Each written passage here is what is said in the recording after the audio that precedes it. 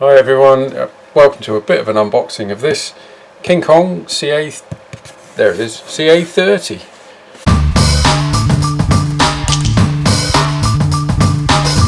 Obviously a 6-wheel Soviet, possibly Chinese, not really sure, military truck. So I thought I'd show you because it's just so nicely done, what's inside and what's outside as well. Partly because you just gotta, how could you not buy a kit with these things on it? You just look at it and you think, check, check, check, yeah, that's me. It's like they know me. Unbelievable stimulation. So inside, seeing as this has come all the way from China, it's nicely packed, incredibly nicely packed, I have to say. First thing, obviously, manual for the truck, manual for the bed, which is actually wood. That'll be fun. What's worth really looking at is just how well packed it is. Everything's really well protected for a start, and even these things you might think, oh, that's just extra packing to stop things rattling around. It's got parts in it. It's really neatly done. There is no wasted space. So we have this box. What's in there? Oh, this is the hardware, as we call it. Loads of screws, tiny metal pins, hinges. There's a lot of metal in this kit. The whole thing weighs a considerable amount. As is so often the case, some parts arrive already built. Got one of the rear axles there. They're very scale. I do like how sort of shrunk around the wheels inside they are. What's that called? Wheel. The front one, so the linkage is behind the axle, which is quite nice. Keeps it out of the way. Two rear axles, obviously, but they're identical. It's quite unusual. It's got two full-length drive shafts instead of a pass-through axle in the middle, so they're both the same. A little transfer case, two outputs, as I say, two drive shafts driving off that, and one to the front. And the main,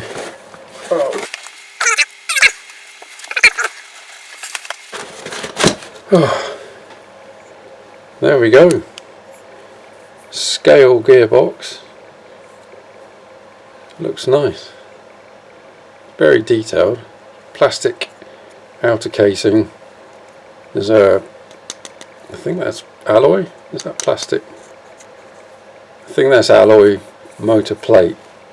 One issue with this kit generally, which is the same with like most kits, is that all the bearings are just metal shielded bearings, which just let water straight in, and it's not good for off-road. But hopefully this is high enough up that it's not going to really suffer. I do like these fuel tanks, which there's two of these. Obviously it also looks like they're you can fit electronics inside,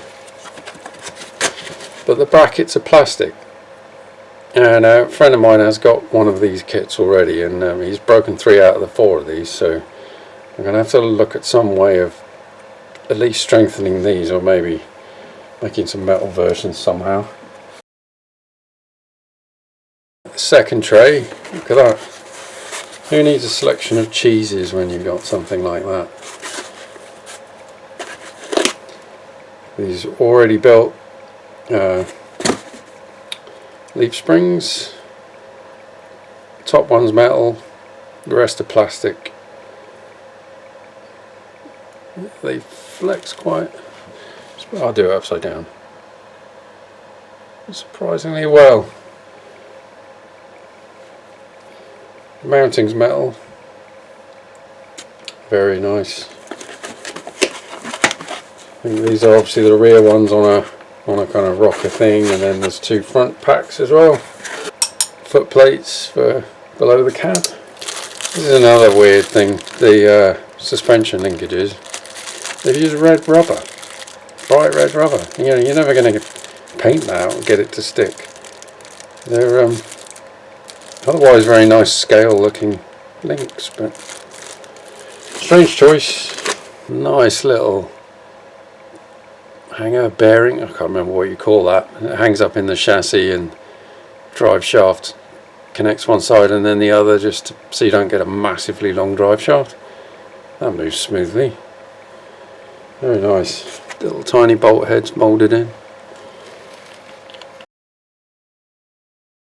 The tray beneath, it's the wheels. The usual 3 sections, they're quite narrow, as you can see, and then that is going to bolt straight onto the end of the axle and going to look amazing. Drive shafts, heavy drive shafts, hopefully good and solid. I do have some concerns about this this kit's longevity, or how rugged it's going to be.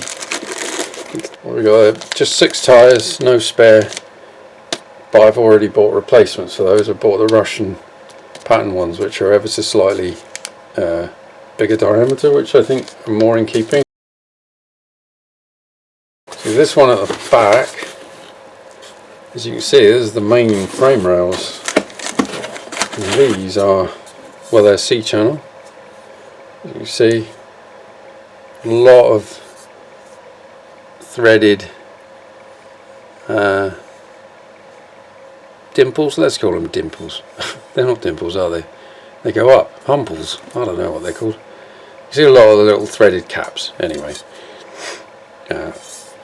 For the tiny little bolts you get, tiny little scale hardware, there is somewhere in here a driver for it, because even the driver to put them in is tiny.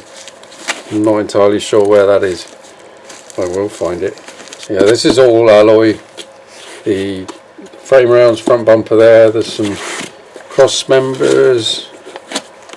That's alloy, and this looks like steel. Yeah, that's steel. I don't know why they would choose different metals for different things, or I guess they've got their reasons. I will find out. The last tray in the bottom is something you don't see often. Well, I don't see often. It's wood. Actual nice scales, great, but I'm glad that's built. Even just treating it and weathering it's going to be interesting. The tray of it is plastic. It's quite convincing, and once it's painted, it'll look alright. The rest is some sort of very light balsa wood, maybe. Slightly harder than like aircraft type stuff. And finally, the last box is of course the bodywork, which is fairly minimal. Instruction manual. Not sure how good these manuals are going to be. They're in Chinese. How's your Chinese? Mine's brilliant. This is white plastic. All the others I've seen have been camo green. Look at that fantastic grill in the front. There's a substantial, thick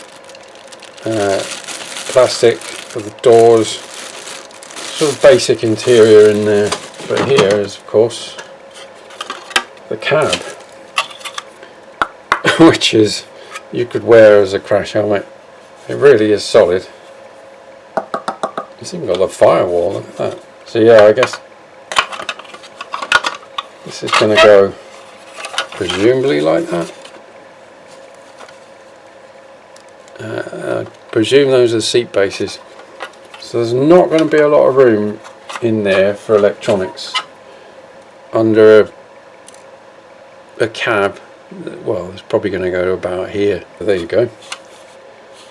So that's the width and the size, and that's mostly going to be motor in there.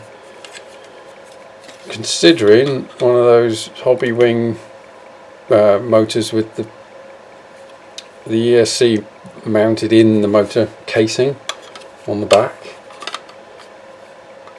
just to help with the lack of space. Oh, that's going to look awesome. So there's some magnets even, presumably to keep the door shut.